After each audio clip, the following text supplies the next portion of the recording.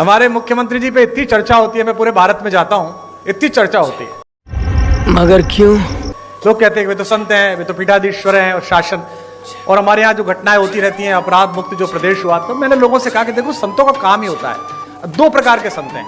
एक संत वो हैं जिनसे सज्जन व्यक्ति मिलता है और मिलते ही मोक्ष को प्राप्त करता है। अच्छा, ठीक है। एक हमारे महाराज जी, दुष्ट व्यक्ति दिखता है, मिलता है और फिर मोक्ष को प्राप्त करता है। दोनों प्रकार से साधन संपन्न है। क्यों नहीं? और आवश्यक भी है, क्या करें, देश ऐसी स्थिति में आ गया है, पहले डॉक्टर्स RX लिखते थे, YDX लिखने लगे हैं, क्या करेंगे आप? क्या बोला तूने? ऐसे समय तो बहुत आवश्यक है। आदरणीय रक्षा मंत्री जी ने बड़ा उल्लेख किया, मेरा सौभाग्य रहा कि अटल जी की कृपा, उनका स्नेह मुझ पर भी रहा और वो लगातार अपने घर पर एक गोष्ठी करते थे, इसमें रक्षा मंत्री जी की उपस्थिति होती थी, आदरणीय दिनेश भैया की उपस्थिति होती थी। तो पार्टी के सभी लोग बैठे हुए हैं आज यहाँ पर, बहुधा पार्टी के ही लोग हैं।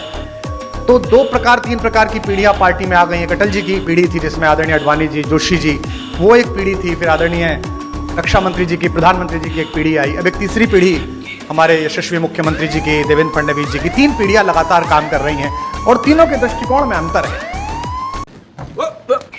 Here I come. Oh, here I come. Atal ji कहते थे कि आपके घर पर कोई कूड़ा फेंके तो आप स्वयं साफ कर दो। Not bad, not bad. Modi ji की, राजनाथ जी की पीढ़ी कहती है कि आपके घर पे कूड़ा फेंके तो आप उससे ही साफ कराओ। कुछ समझे दया?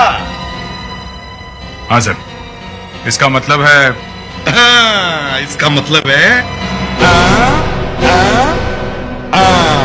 और मुख्यमंत्री जी की पीढ़ी कहती है कि आपके घर पर कोई कूड़ा फेंके तो आप कूड़े को भी साफ करो।